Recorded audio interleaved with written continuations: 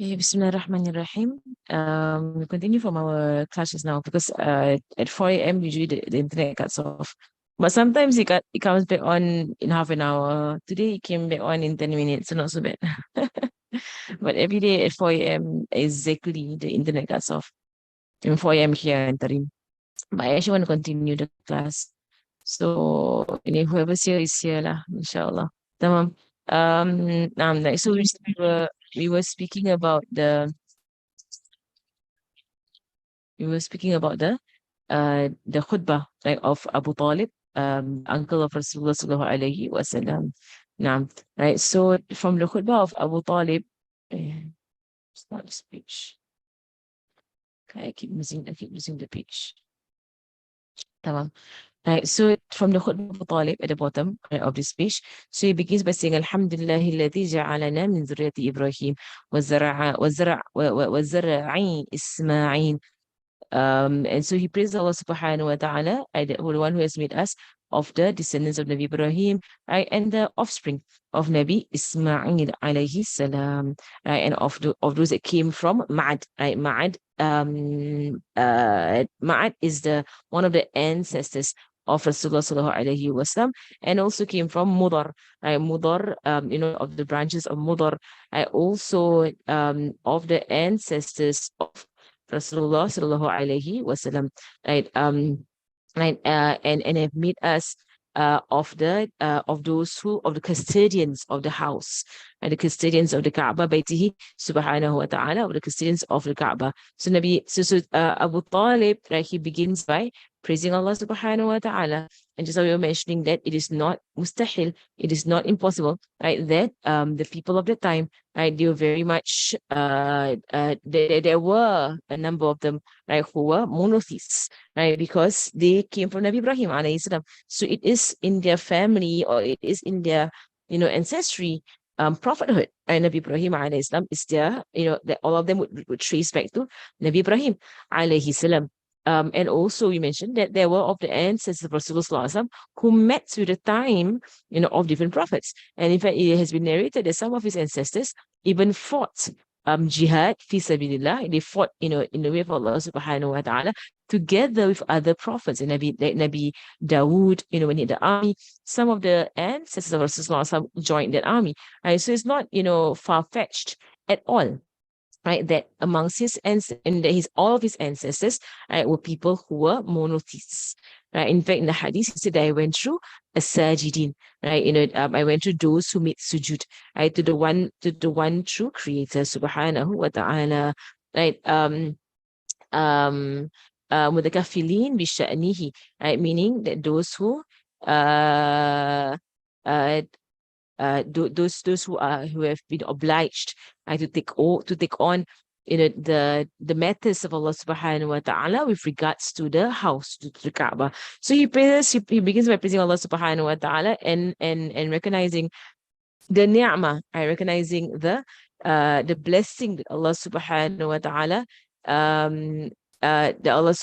ta'ala has given them as the custodians, the people of the Kaaba, right? And then meaning those who stand, right, and those who establish the service towards or those who carry out the service to the house of Allah subhanahu wa ta'ala, the service to the Kaaba, and has made us and given us a house, right, that people will perform the pilgrimage to, given a house whereby the pilgrimage is performed to, right. And that Allah subhanahu wa ta'ala has given them a sanctuary, right, that is secure and that is peaceful. So it's still the praise of Allah subhanahu wa ta'ala, because it is a great blessing for them that Allah made them the custodians of the Kaaba, and Allah has given them the sanctuary, the Haram of Mecca, right, whereby there is peace and security, and Allah has made them that Allah has made them, right, the leaders of the people, to judge between the people. And then he says, so this is the beginning of his speech, by praising Allah on the on the goodness that Allah subhanahu wa ta'ala has shown them, right, and also the fadl, right, the virtues Allah has given them, right, and also the that Allah has raised them as the people, right, who are the custodians of the Kaaba. Then he says, and then so now, right now, to proceed, that my nephew, this nephew of mine, Muhammad bin Abdullah, I said the uncles took on the matter of the nephew because his father was not around, his mother was not around, his grandfather is not around, right? So it is the uncles on the father's side, right? The uncles on the father's side, right? Up till today, right? When we speak about the issues of marriage, the issues of the wali, right? Who is the wali of a woman, right? We go to the father's side, right? Father's side. So even when it comes to inheritance, right, you only ever look at the father's side. You actually never look at the mother's side, right? It's always the father's side, right? So and there's a law of our religion, right? That is the law of our religion, right? Now, right? So now so this nephew of mine, Muhammad bin Abdullah, right? And he says that there is no men, right? There is no men in the entire world. In fact, you say here, and there is no men at all. Qat, right? Qat. There's no men at all in this world, in amongst the Arabs and non-Arabs worldwide, right? That if he was weighed, right, with the Prophet sallallahu alaihi wasallam, with Muhammad bin Abdullah sallallahu alaihi wasallam, right, except that Rasulullah sallallahu alaihi wasallam would outweigh him. Right? He would outweigh him in his nobility, in his intellect, in his virtue, in his in his sharpness of mind.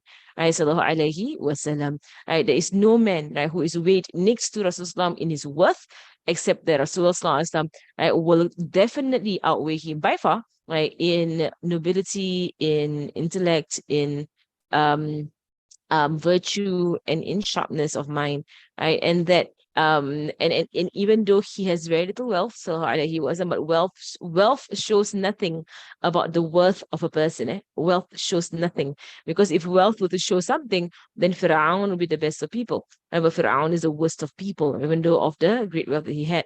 Right. And for surely, wealth, right? Wealth is like a shadow that goes away, right? It's basically goes away, right? Wealth like a shadow that you benefit from, a bit somehow. You benefit from the shadow a little bit, right? And then it goes away. And khalas, it goes away. Right? And it is a matter, right, that will disappear. Right. And it is a it's a matter that is the wealth is a matter, right, that will disappear. And it's an entrustment, right, that you will keep seeking, and you keep wanting it back. And that Allah subhanahu wa ta'ala has not placed any any value in wealth whatsoever.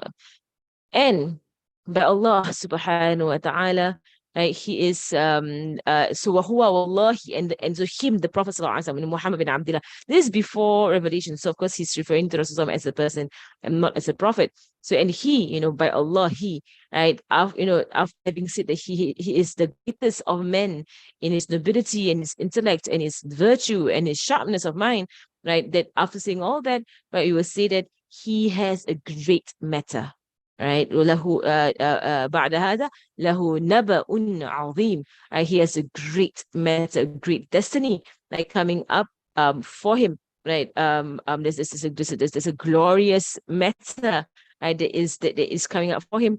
And Abu Talib knows about it, right? Because Abdul Muttalib, the grandfather of Rasulullah, had informed Abu Talib of all the signs he as a grandfather has been given and been told by the people around him about the great destiny of Rasulullah being the final prophet. Right? So Abu Talib was informed, he was informed by his father, Abdul Muttalib, to guard over this boy, his orphaned nephew, to guard over him with your life. That's why Abu Talib was Abu Talib. Abu Talib, he gave everything for the sake of Rasulullah sallallahu alaihi wasallam, and he would do anything, right, for the sake of Rasulullah sallallahu alaihi wasallam, right, because of the wasiyah, the advice from his own father, right, to guard this boy with your life. Right. So he's aware also, Abu Talib, he's aware, which is why the scholars don't want to comment on him. They don't want to comment on him with regards to him being a Muslim or not, right? Because there is no proof for nor against. So if there's no proof for, no strong proof, there's no strong for nor against his Islam, right? So is he a Muslim? No proof that he was. Is he not a Muslim? No proof that he was not a Muslim, right? So the scholars, they keep their mouths, quiet on this matter. Right? On the day of judgment, Allah will show. Right? So it's not our business, not our matter to comment on Abu Talib, with regards to his Islam, what did he come into Islam or not. But he was very well aware, right, that Rasulullah is indeed the final prophet, and it was not a secret to him. Even before revelation, he was told already by his own father. Right. So here he's also saying it, that he has a great affair. We know he has a great affair. Right? He has a great matter, he has a great destiny, right? And then he says, and so like we have come, right, to propose to you in our interest, right, in your lady, Khadijah, right, in your lady, in fi karimatikum Khadijah, right, and it's something that is, a very noble way of addressing the woman of the family, right? So like in international Islamic societies, right, they don't call women women, they call women in hurma, right, hurma, right, or harim, right? So so the in tarim, right, when it's a hurma, right, or it's a harim, right, it means, there are women here, right, they're married women here, right? So the word hurma meaning someone who is who that they are respectable people, right, to be respected, right, to be honored. That's how they treat women, right? So they won't say nisa, and they won't say like woman, or they don't say mar'ah. I don't say woman in that way, right? But they will say hurma for singular person. Oh, Muhammad. Allah, ya Allah. Right, for a married woman, for a single married woman, right? And then they will say harim, right? There's a group of them, right? And then same thing if they say your wife, they will say ahlik, right? Ahlik, right? So and this is from the time of Rasulullah, because there's a hadith of Sayyidina Abu Bakr, whereby when Rasulullah came to the house of Sayyidina Abu Bakr to do the hijrah, to inform him that it's time to do hijrah, Allah has given us permission for us to perform the hijrah, right? And when he came to Sayyidina Abu Bakr's house, it was his top secret, right? This is the hijrah of Rasulullah, his top secret. And he asked Sayyidina Abu Bakr, is there anybody in this home with you right now? Right? And Sayyidina Abu Bakr said that there isn't anyone غير أهلك, right? غير أهلك in the hadith, right? Which means that, except for your family, meaning except for your wife, meaning Sayyidina Aisha, right? Sayyidina Aisha was in the house at that time, she was the one who was there, and she was watching the conversation between her father and Sayyidina Abu Bakr. And there was when Rasulullah said, Sayyidina Abu Bakr, get ready, we're going for hijrah, you and me. And then the Sayyidina Abu Bakr, when he received the news, right, that he was going to be the companion of Rasulullah Sallallahu for his hijrah, right, he said, As-suhba ya Rasulullah, As-suhba ya Rasulullah, right? And he says, like companionship, like me and you, I'm going to go with you. And he As-suhba, right? And he affirmed, Sallallahu Alaihi Wasallam, yes, you're going to be my companion for the hijrah, you and me, an entire week, if nobody else, it's two of them, an entire week. This is like Sayyidina Abu Bakr, ya bakhtahu, like how lucky Sayyidina Abu Bakr, a whole week just the two of you, mashallah, mashallah. Mashallah, mashallah. Of course, then you see Sayyidina Khadijah, she had 25 years. And it just her and Rasul, right? Sallallahu Alaihi Wasallam. I mean, this is really intimate moments. Right. So and then when Rasul confirmed, right, naam, right, it is sahba. Sahba. And then Sayyidina Abu Bakr, he began to weep. He cried and cried. And Sayyidina Aisha, as a girl, as a young girl, she said that was the first time she realized that someone could actually cry out of happiness.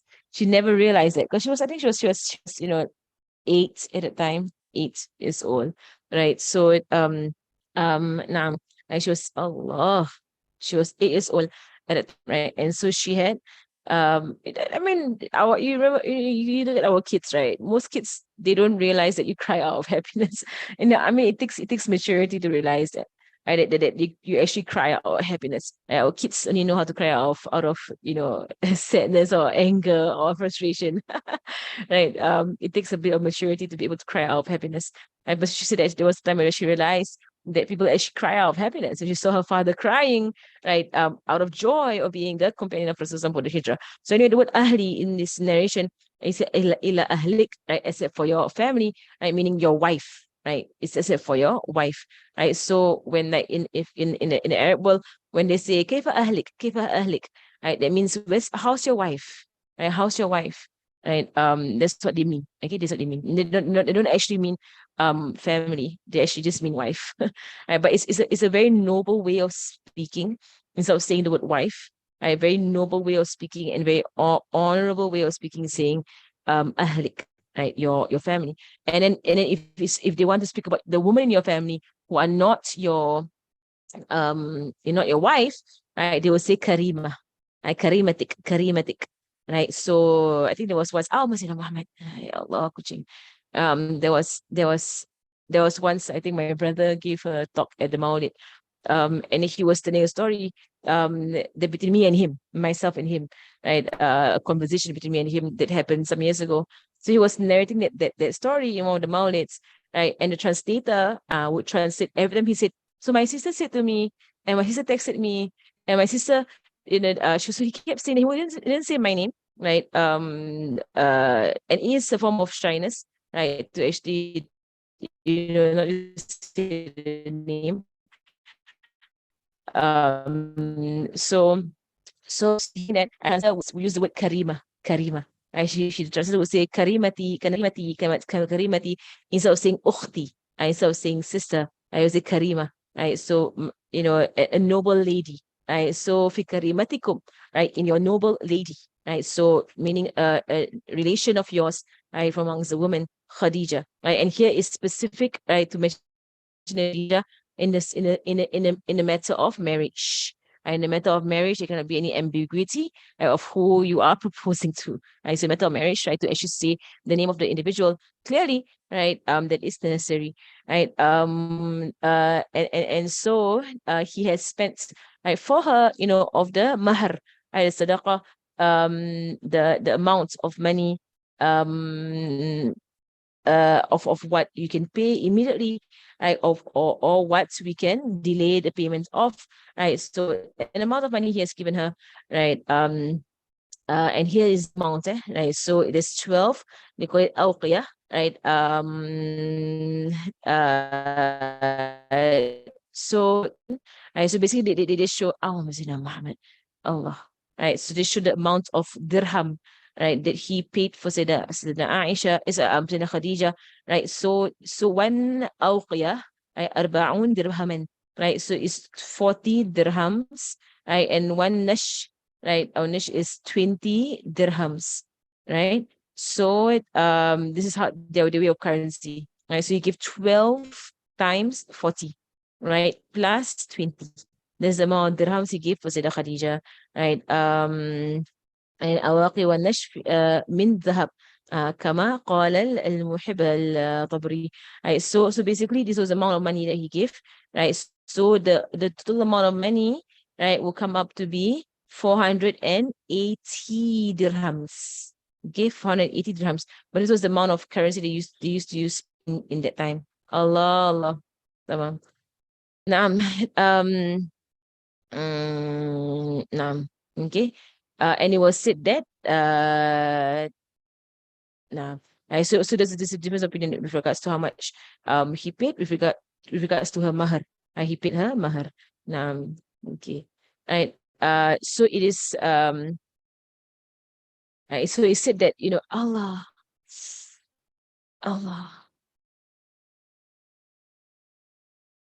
Mm.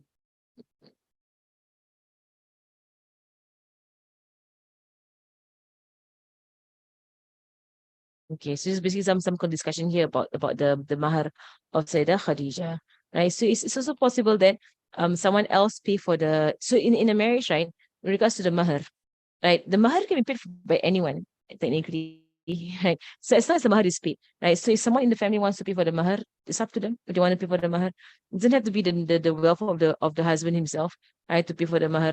And I get this question a lot, a lot, a lot, a lot. People tend to think, I'm not sure why, right? I think again it goes back to our lack of knowledge in the Sirah, right? Let's go back to our lack of knowledge in the Sirah.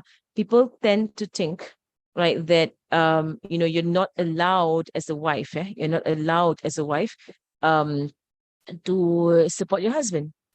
I don't know why I get this question a lot, especially under my safe space. I get it like people email me, people text me, right, about this question about, my husband, I earn more than him, he doesn't give me nafaqah, because I earn more, and or he earns less, or he stays at home and I go out and whatsoever.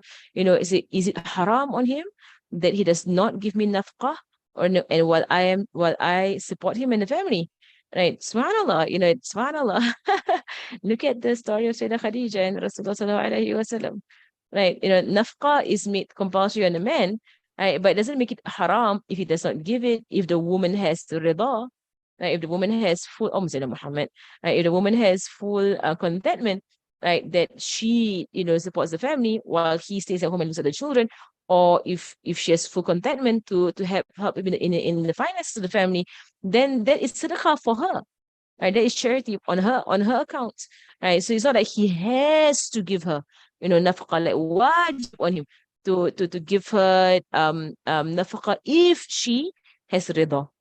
She has rida that he does not give it to her, right? So I mean, this is it's under charity. It's under charity, right? So yeah lah. So it's not that he's sinful, right? But if let's say, she has no rida, right, then he is compulsory on him to give her nafaqah.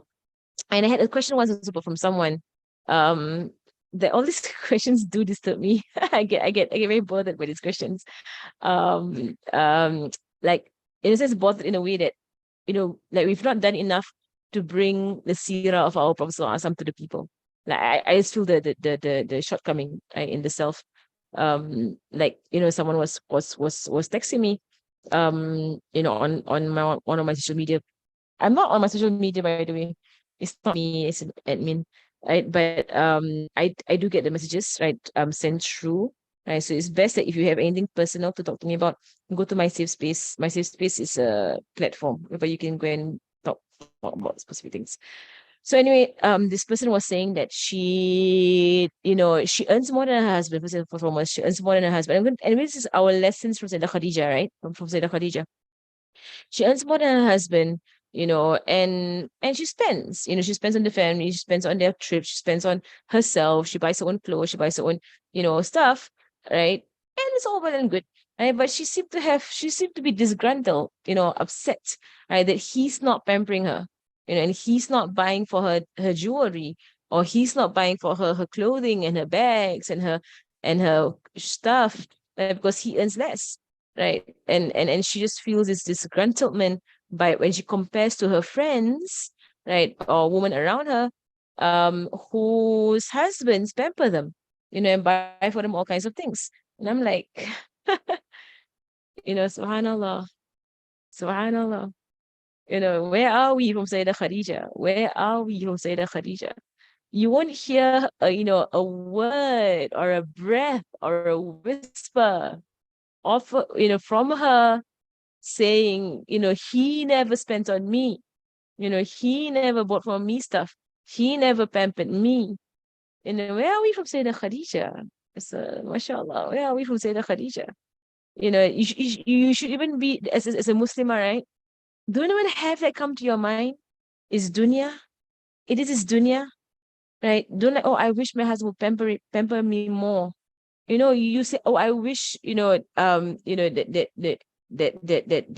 we're on this path together, towards Allah subhanahu wa ta'ala, or don't even say, I say, don't even say I wish, just have rida with your husband. Have rida. I'm so happy, mashallah, he's the way he is. I'm so happy with his good traits. I'm so happy with his positive, with his strengths. No, I wish. And if your wish is like so dunya to the extent whereby like you're comparing with your friends, that their husbands buy for them stuff, their husband brings them to holidays, their husband pays, for everything. SubhanAllah. And so I'm so happy that for myself, my own marriage. Dunya is not a question at all to be asked. Right? At all. It's not a question. Because dunya destroys marriages, honestly. Dunya, or dissatisfaction with dunya, thinking you don't have enough dunya, it destroys marriages outrightly, outrightly. Subhanallah. So check yourself, right? When you have this kind of ideas and thoughts, check yourself. To the point, like for myself and my husband, um, Like really, I think I think I'm just mind blown, mind blown by it. Not mind blown, but any bothered. Right? Why would someone make it an issue? If let's say, how in the West, right? If the husband forgets the birthday or the husband forgets the anniversary, so what? Seriously, so what? Seriously, so what? My anniversary just went by and then we both forgot. Couldn't care less, couldn't care less. Like whatever. I mean, the whole point is that you take of this path to Allah subhanahu wa ta'ala. Right? Be above the dunya. I mean, don't have the dunya be the source of your happiness. So anyway, continuing. So it's possible. It's possible that someone else actually pays the mahar. It is possible, definitely possible. So then he said now, so Abu Talib, he proposes, right? So, and he said that Waraqa bin Nawfal, he responded to Abu Talib. It was it that it wasn't him, it was someone else, because Waraqa bin Nawfal is actually the cousin of Sayyidah Khadijah. So he said that she had an uncle, right, who actually accepted the proposal. I want to finish this part, right, so that we can now, right, move in our reading. Right? I think that we've not been moving at all in our reading. So I do want to there's some tafsir about the marriage and so on, right? But I want to just finish the khutbah of Warqa bin Nawfal, right? And also there's some statements about her other uncle who was the one who actually accepted the proposal. So Warqa bin Nawfal, he got up and he said, Alhamdulillah alladhi ja'alana kama zakarta, right? All praise to Allah subhanahu wa ta'ala, who has made us um to estimate us, as you have mentioned, وَفَضَّلَنَا عَلَى مَا عَدَدْتَ, right? And Allah has raised us, in virtue over whatever you have enumerated, whatever you have listed out. فَنَحْنُ سَنَةُ الْعَرَبِ وَقَارَتُهَا اللهم صل على Muhammad. Sorry, my cat keeps jumping at me. And so we are the leaders of the Arabs, and we are the guides of the Arabs. And you are, and you all, وَأَنْتُمْ أَهْلُ ذَلِكَ كُلِّهِ, right? And you all, the Bani Hashim, they are the best of the best of the tribes. The Bani Hashim, you all the Bani Hashim, you all are the people of all of that. And so the Arabs do not deny, وَلَا يُنْكِرُ الْعَرَبْ فَضْلَكُمْ, right? And the Arabs do not deny your virtue amongst the Arabs. وَلَا يُرَدْ أَحَدٌ مِنَ النَّاسِ فَخْرَكُمْ وَشَرَفَكُمْ, right? And none from amongst the people would deny or reject, right, your fakhr. Fakhr is like your greatness, or your position and your nobility, amongst the Arabs. And our desire, right, our desire in connecting, right, with you all, right, connecting our line with you all, right, with your line and with your honor. And so bear witness for me, O Ma'ashar al-Quraysh, O people of the Quraysh, that I have wed Khadijah bint Khuwailid with Muhammad bin Abdullah. And he mentioned the mahar that was between them. So was it that Waraqa was Waraqa bin Nawfal? Because of a difference of opinion that Waraqa, was he an uncle or was he, a cousin? Right, the stronger opinion says that he was a cousin. Right, the other opinion says that it was and he's an uncle of Sayyidah Khadijah, meaning a mahram.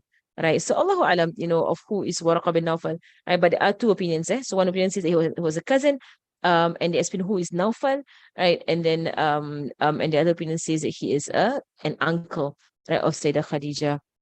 Naam, right, Naam, right. And so he said that Abu Talib said, Ahbabtu an yushikaka ammaha. Right. So here's the nation, but he says that his cousin, when Warqa bin Nawfal responded, Abu Talib said, I want the uncles to have a part in this. Right. I want the uncles, I would love the uncles, speak up. So one of her uncles spoke up, right? And the uncle did the nikah. I said the wali, the am is from the father side. So the wali has to be from the father side. Right? The wali of a woman, right, is her uncle from where? From the father side. Okay, it's always the father side. It's always the father side, right? So it's by default, that your wali with regards to your mawaris, with regards to your inheritance and so on, is always the father side. Right. So right, so ashidu, so bear witness alayya ma'ashal Quraysh, right? All people of the Quraysh, all the tribe of Quraysh, أني قد أنكحت Muhammad ibn Abdullah Khadijah bint Khuwaylid. Right, so I have wed Muhammad bin Abdullah to Sayyidah Khadijah bint Khuwaylid. Um, and so they had a walima. So ulama alayha, and Nabi sallallahu alayhi wasallam, he had a walima, a marriage feast. And he slaughtered, right? They said, so that one animal, or some said the two animals, right? And fed the people. And it was a very happy marriage, mashallah. Right? It was a very happy marriage. Right? And that Sayyidah Khadijah, um, so there was a celebration, there was a party and so on, right? They played the dove, right? Some of them, there was a celebration, right? So and some of Sayyidina Khadija's slave girls, they had dance and so on. So this is a celebration, and of course, for us to maintain our highest opinion, all of this, that if the slave girls were doing it, it was in the presence of the woman, and it is the way, in society, that the man and the woman always have separate gatherings for their marriages. It is only our society that combines everything, right? But subhanallah, up till today amongst the Muslims, in fact, many parts of the world, right, whereby the men are in a majlis and the women are in a majlis, and they don't ever mix between each other.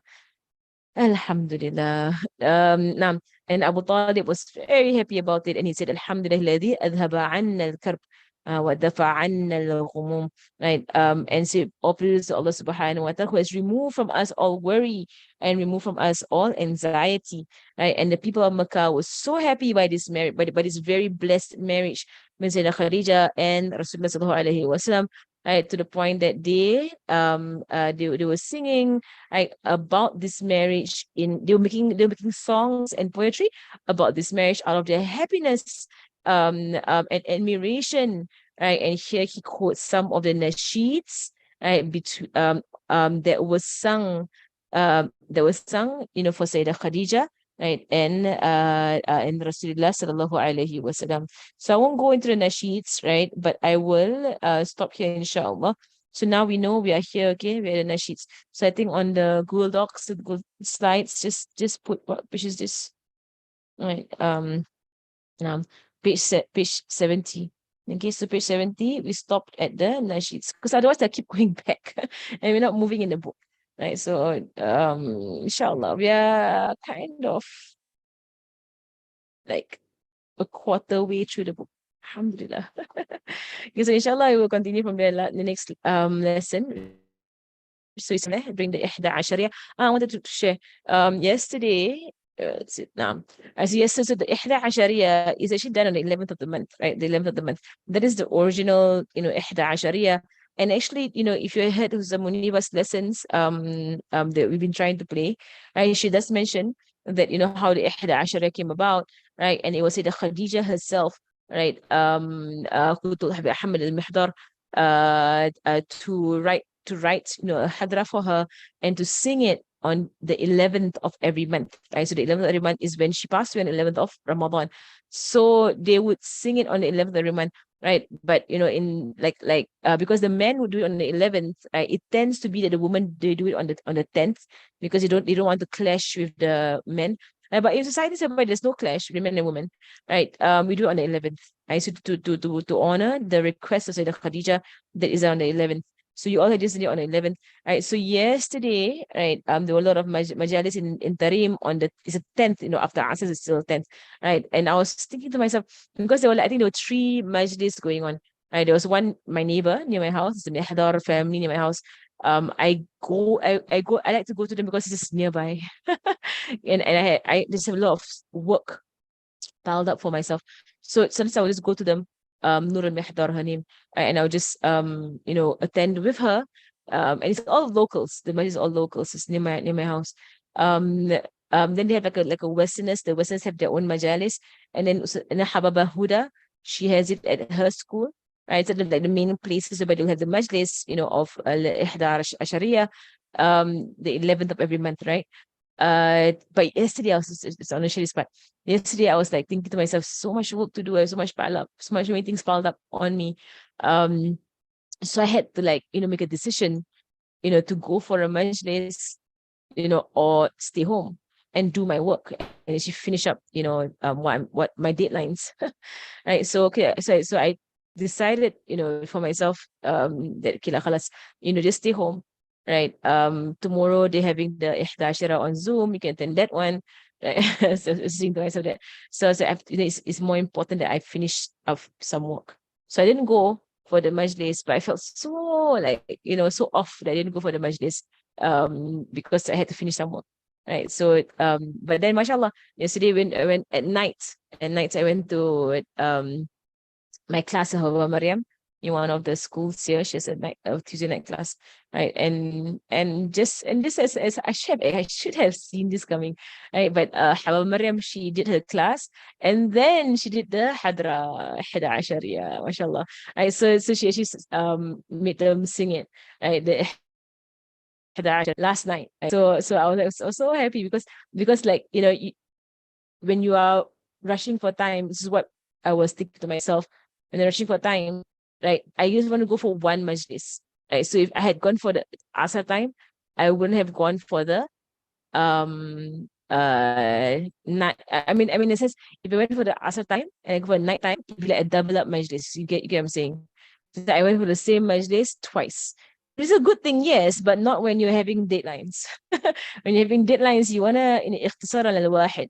You want to just do one, instead of doing two. So anyway, let's see the story behind this. So I went for the Majid Yusuf. I went for the fiqh actually.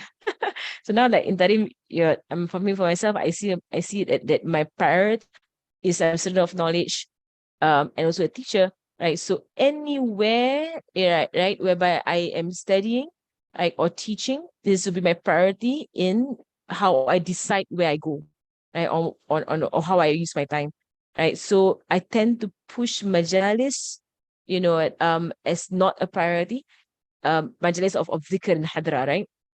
Even though I love it, right? But I put it as not a priority, as بالنسبة العلم والدروس, right? So as compared to knowledge and lessons, this will always be my top priority, because all of this hadra and mount and so on can just do it in Singapore later on, right? But the scholars, the knowledge, is here right now in front of me, right? So if I go to Singapore, it's hard for me to actually continue studying with them, right? So that's how I arrange it. Yeah, but at the same time, there's a sadness lah in my heart that I tend to miss a lot, of what I usually do in Singapore. Right? I mean, I do miss a lot, right? Even Hyderabad also, mashallah. So anyway, yesterday there was a majlis, right? My story is so long. I'll finish my story soon, inshallah, because now they're having Dars Fajr soon. Masjid Muhammad. Ya Allah. Okay. So with the Hadrat said that with Baba Maryam. Then last night, right, it's the so sila ini photo speak body na. So anyway, the whole point of the entire sharing is that when you have this kind of majalis, right? Something Habib Umar also will teach us that if you miss them, right? If you miss out on this majalis, right? That to have huzn, to have the sadness, that you missed out on it, right? And especially if you missed out because of responsibilities, right? Or commitment, and that's why you missed out on it, right? To have the huzn, right? To have the sadness for it is a form of righteousness, right? And Allah subhanahu wa ta'ala, right, will give you or grant you the blessings and the gifts, right, from that majlis because of your sadness of having missed out on it. Right. So mashallah, yesterday I had a dream lah. Basically, I had a dream. Very, very clear dream. Um uh of a lot of things. But inshallah, I will tell it, inshallah, lah, in the future. Lah. I mean, not now, because now my husband wants to go off to his class already.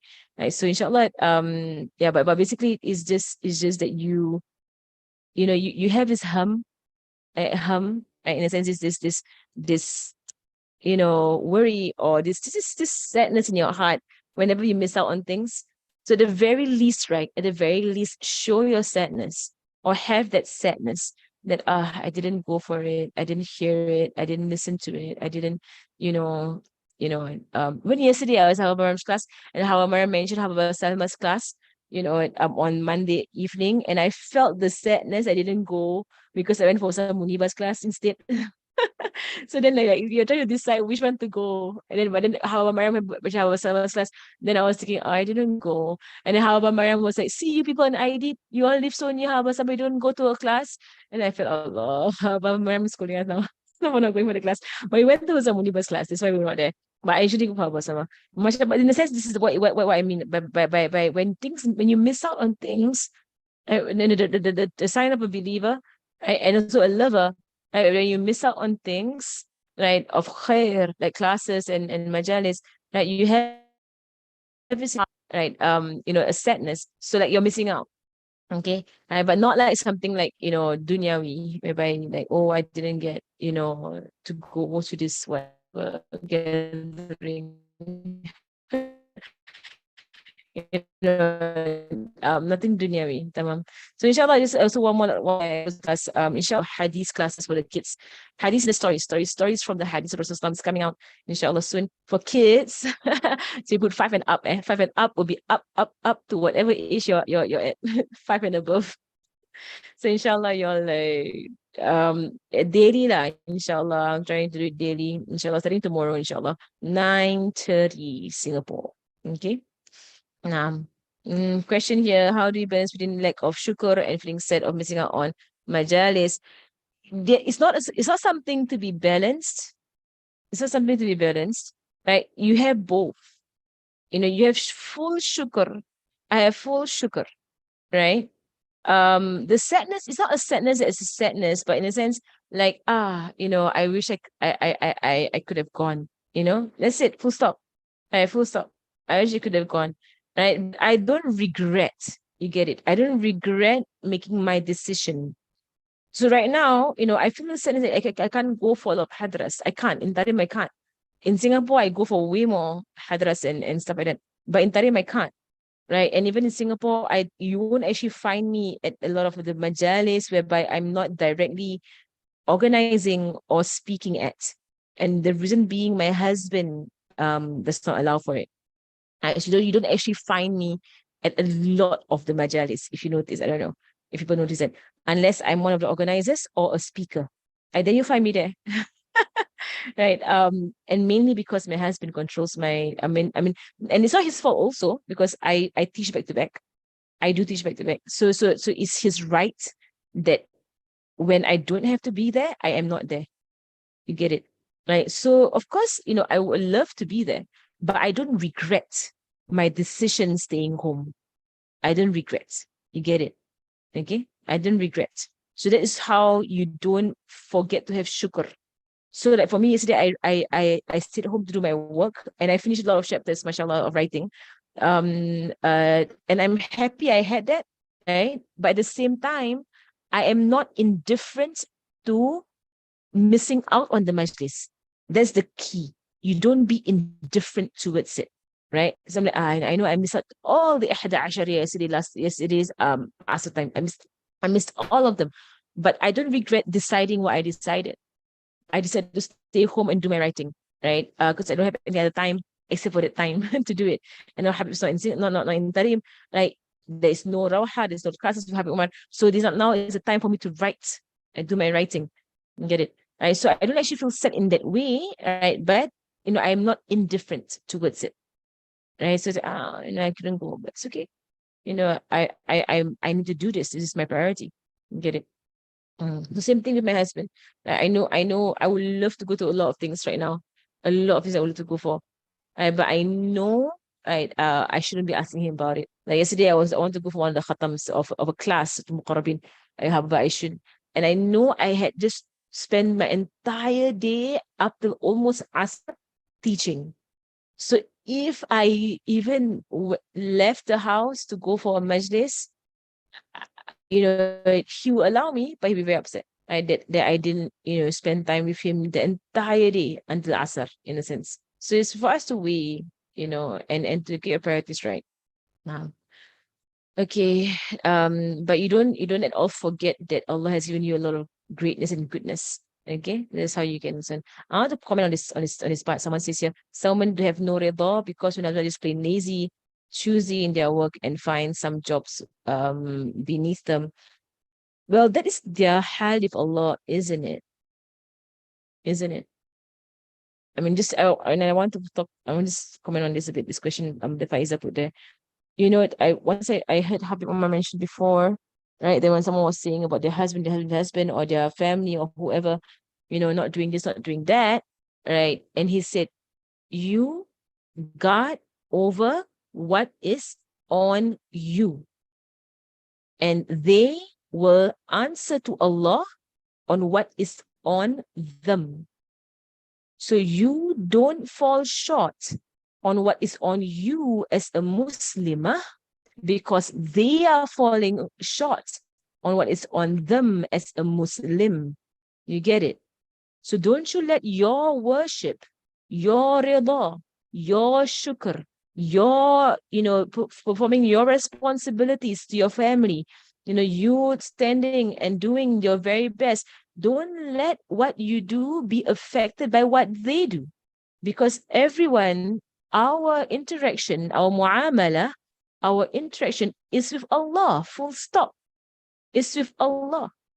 So regardless of how my husband behaves, or my husband, does things, or my husband's decisions in his life, right? Of course, I hope, that they make good decisions.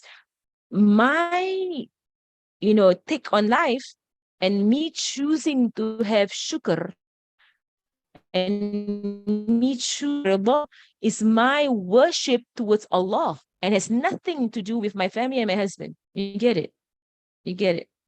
Okay. So don't say, have no rida because your husband's a bum and lazy, whatsoever. That's his hal with Allah. Is his matter with Allah. He will answer to Allah.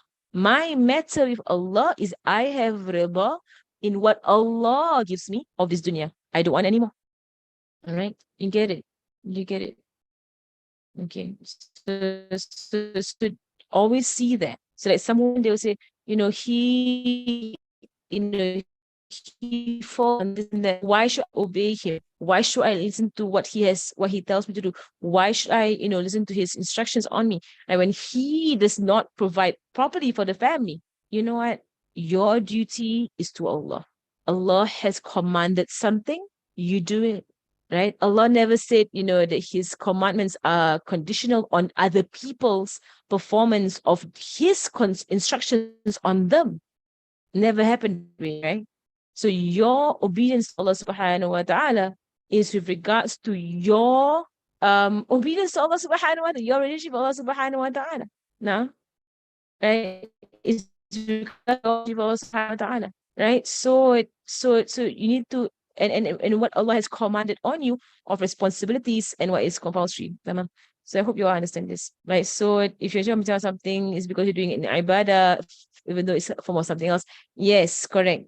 Right. So you feel you feel the sadness of missing out on a worship because you're doing other worships that you judge to be a priority. Okay. For example, caring for your children. Because sometimes, and I do see it, and I'll be very frank about this, I've seen people whereby I think you're doing too much and you're hurting your children, right? So I know that majalis is good and whatsoever. Yes, it's very good, mashallah. But children need nurturing.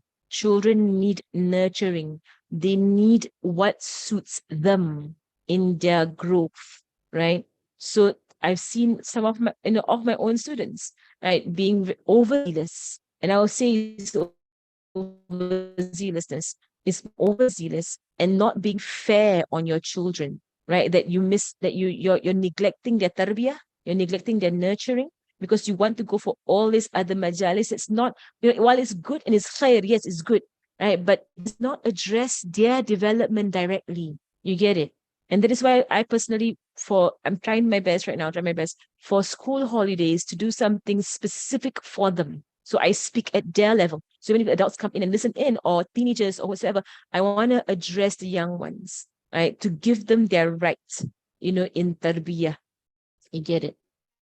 Right? So sometimes people, they don't see that to stay home and to read, an Islamic book, right? To go through some Islamic material and so on with them, right? It's actually, this is house, yes, and giving them their rights, you're giving them their rights in tarbiyah. When you go from all kinds of, adult kind of majalis, there is a form of, um you say, unfairness.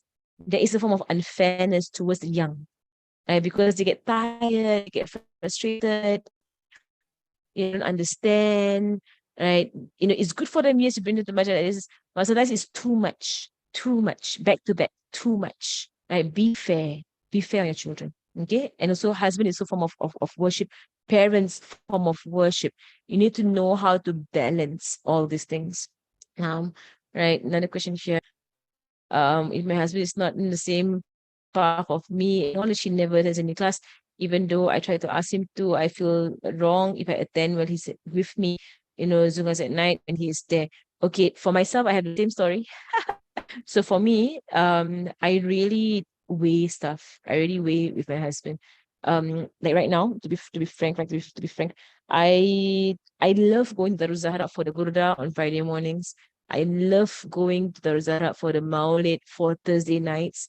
But my husband doesn't go. And he has his reasons. He has his reasons in his health and so on.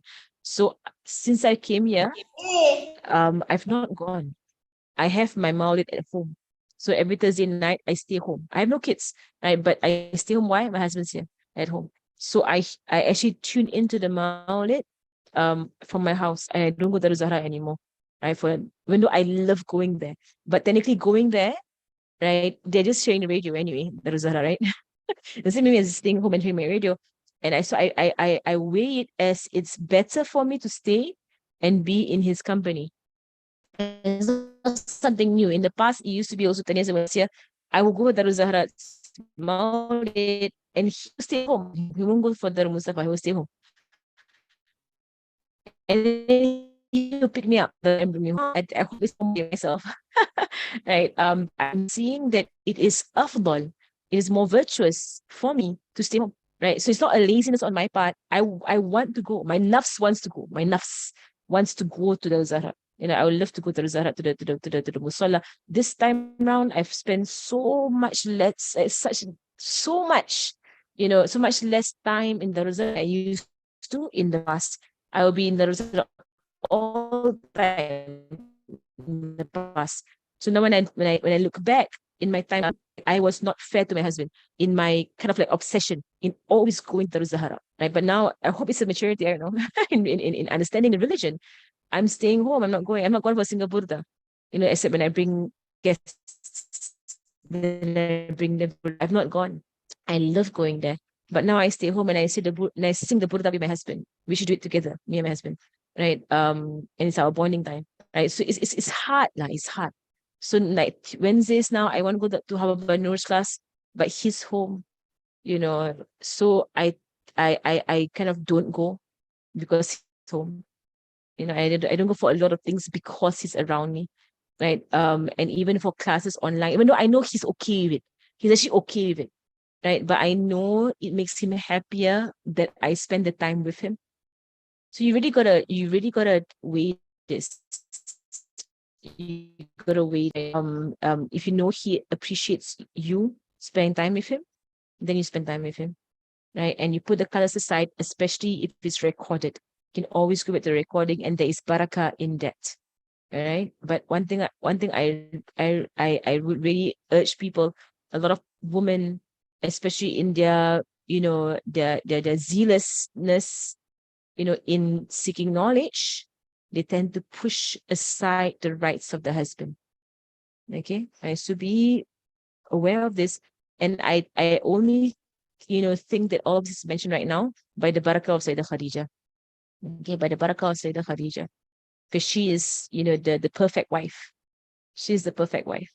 Never comparing, never complaining, never. She was always there for him, sallallahu alaihi wasallam.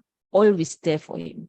Never asking to do something else that was not with him, sallallahu alaihi wasallam. You know, and it's really your nafs. It's our nafs. You want to go to no, majalis is nafs. There can be a nafs there about majalis. right? And then to stay home and be with your husband, your kids, like sometimes the nafs is not there, right? So you gotta just really, really be fair about this. Now, now. Okay, very true, mashallah. Right. It's true. I mean, Radia mentioned it's very true. Right. When you like, I do it by myself as well. I don't want to eat. I don't want to go out. I don't want to do all this stuff. I want to fast, but I know he likes it when I eat with him. You know it, right? And it won't stop you, but you just so you gotta weigh it, especially for husbands, right? I think for all of our husbands, they feel they should not or they cannot stop you from righteous deeds. They feel it because they, especially for husbands that are not really educated in religion, they feel wrong stopping you, right? Whereas they have a right, they have a full right to stop you. Okay, so as wives, you got to be more wise about it. Tamam. Got to be more wise about it, right? So as wives, so I know many husbands who allow for their wives to go off for majalis, to be away night after night, bring the children and so on. If you flip the coin, right? Not flip the coin, if you flip the situation, it was you. If he brought your kids away from you for how many days, would you like it? I wouldn't. I'll be so upset. Right? And this is how I began to understand my husband more. Like when I'm home alone and he goes out for his majalis, I wait for him to come home. So if that's me, I used to wait for him, then I know how he feels, right? So don't do to him what you don't like him doing to you, right? So don't go off with the kids and stuff like that. And then he's by himself at home. Men, they will handle it, and I was doing some readings up from the scholars. Men actually love stronger than women, because men, they have a stronger selflessness. I'm not saying all, but generally. So when they adore their woman, they adore their woman. And they would do whatever it takes. Whereas for women, we kind of like all over the place. Allahu Alam. Okay, خلاص, I'm gonna stop there. وصلى الله على سيدنا محمد وعلى آله وصحبه وسلم والحمد لله رب العالمين. فتح أن الله يرزقنا نافعا والعمل خاص والاستعانة من الهدى ويسر بك بالنبي محمد صلى الله عليه وسلم وإلى أرواح معالمنا وشيخنا وزلت علينا وإلى حضرة النبي محمد صلى الله عليه وسلم. الفاتحة.